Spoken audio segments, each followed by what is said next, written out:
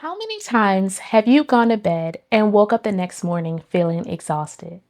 And you're asking yourself, how am I sleeping at night but still waking up tired?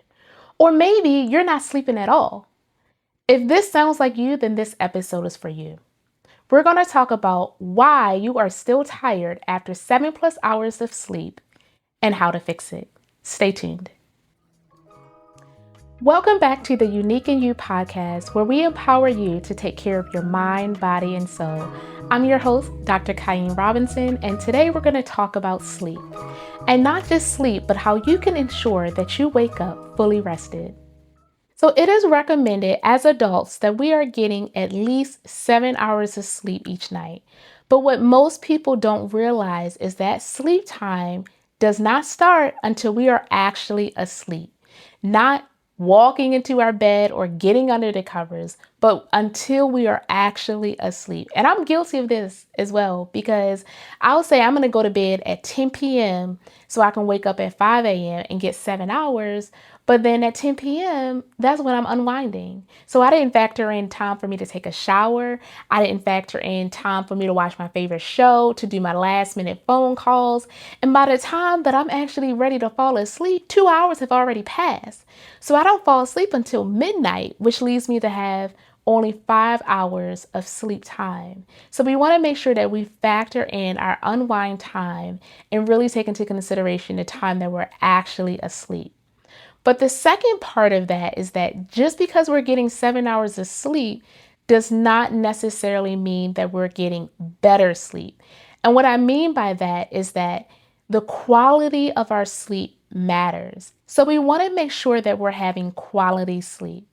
And quality means that our body is able to smoothly and repeatedly go through the different cycles of sleep. And each cycle is important because they have different benefits. For example, when we enter our deep sleep, this helps with our physical body. Our body is repairing our muscle recovery. It helps to support our immune system, and it helps to report our overall physical health. But then also, when we get into that REM sleep, this is where we do most of our dreaming. This helps us with our mind and helps to restore our mind. So it helps us to be able to process our emotions. It helps us to be able to transfer that short-term memory into long-term memory.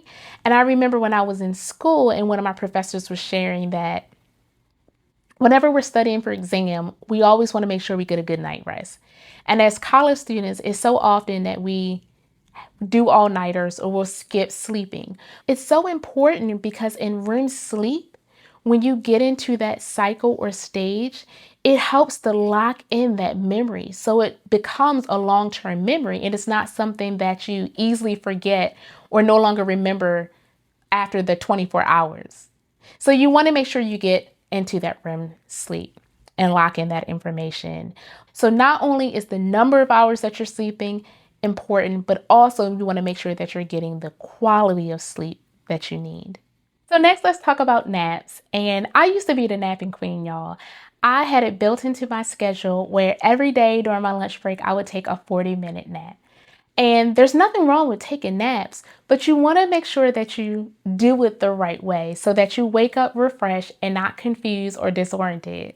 Because when I was taking a 40-minute nap before, I would wake up, I felt groggy, I felt more tired than when I went to sleep. And I was just exhausted, disoriented, confused, all these different feelings. And it took a while for me to get disoriented and back to my regular state. So the reason why that happens is because if you take a nap for anything longer than 30 minutes, you're waking up in that restorative sleep cycle. So it takes a little bit longer for you to get reacquainted, and that's why you wake up groggy and a little bit confused and disoriented sometimes. But if you sleep for 20 to 30 minutes of a time, that is less likely to happen.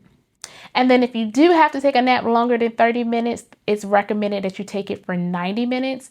And that would allow you enough time to get through the entire sleep cycle so that you don't wake up feeling groggy. So not only do you need 7 hours of sleep and good quality to sleep, but you also need to make sure that you are waking up in the right sleep cycle.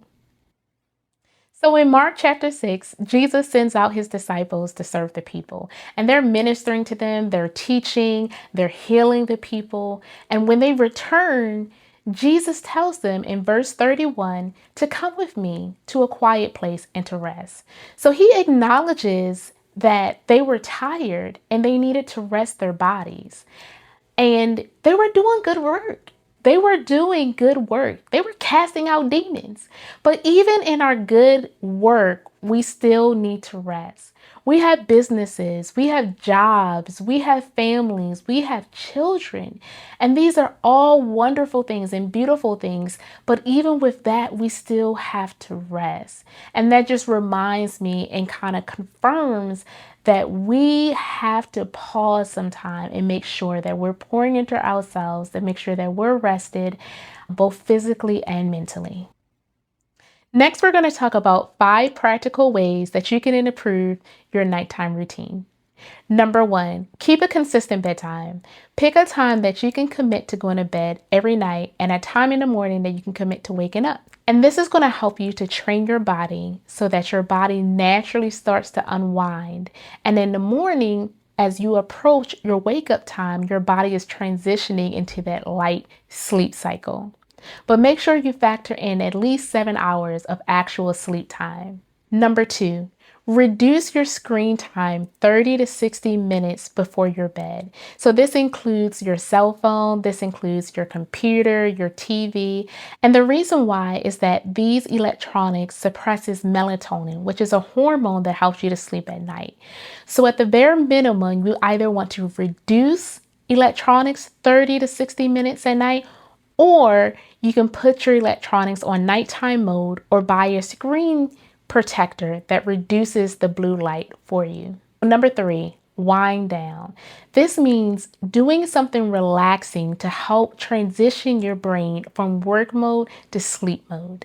So what can this look like? This can mean taking a shower or a bath. This can be prayer, meditation. This can be listening to light relaxation music. This can be journaling, but doing something to transition your body or your mind into something that's more calming and more fitting for sleep. Number 4, avoid caffeine during the day. I would actually say after lunchtime, I wouldn't recommend drinking or consuming high amounts of caffeine because caffeine can keep you up at night or disrupt your sleep pattern. And just being mindful that caffeine is not only just in coffee or tea, but it's also in soda and a lot of other drinks as well. So just be mindful and cutting back on any caffeine after lunchtime. And number 5, create a calm environment. Make sure that wherever you sleep is set up for sleep. This may include putting on a nightlight, not having any bright light beaming on you when you're trying to go to sleep. This may be making sure that your room is at a nice, cool, or comfortable temperature. But then also make sure that your bedroom is set up for sleep mode. And one of the things that I like to personally do is, since I work from home, I make sure that I don't mix my work and my bedroom space. So I never bring my work or my work laptop into my bedroom. I make sure it's separate because I don't want the stress from work or during the day to follow me in that bedroom. When I walk into that bedroom, my body automatically knows that this is relaxation. This is a safe space. We're going to relax. It is stress-free. So also, what can this look like? You may want to light a candle. You may want to play some light music, all these things, but set the environment so that your body knows that it is resting and it is comfortable. Next, we have the featured earring of the week. And I have heard y'all requests. Y'all wanted something bigger, bolder, more bling, more sparkles. So here we have it. We have this new earring collection that you can dress up or you can dress down. It comes in multiple colors. Please check out my website. But this is something that once the sun hits it, it just sparkles. So it's definitely a fashion statement. Check it out. Visit my website at www.theuniqueinyou.com. And if you made it this far in the episode, please make sure to subscribe to my YouTube channel so you can be alerted of upcoming episodes. Until next time, embrace the unique in you.